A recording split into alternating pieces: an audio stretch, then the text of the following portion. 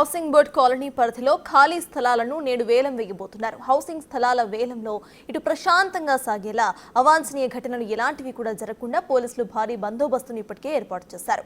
డీడీలతో housing board వేలంపాట స్థలానికి కొనుగోలుదారులు చేరుకున్నారు.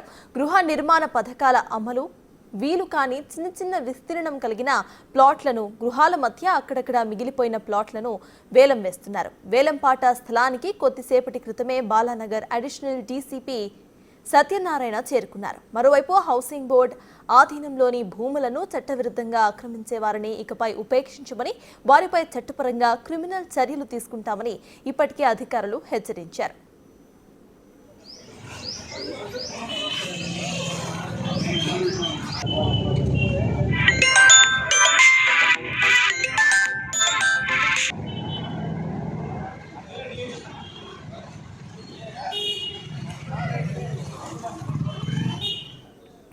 కుకట్పల్లి హౌసింగ్ బోర్డు కాలనీ పరిధిలో ఖాళీ స్థలాలను నేడు వేలం వేయబోతున్నారు అధికారులు. అయితే హౌసింగ్ స్థలాల వేలం ప్రశాంతంగా సాగేలా అక్కడ ఎలాంటి అవాంఛనీయ సంఘటనలు జరగకుండా పోలీసులు బందోబస్తును ఏర్పాటు చేశారు. పోలీస్ బందోబస్తును మనం విజువల్స్ లో చూస్తున్నాము. ఇటు డీడీలతో హౌసింగ్ బోర్డు వేలంపాట స్థలానికి కొనుగోలుదారులు ఇప్పటికే చేరుకుంటున్నారు.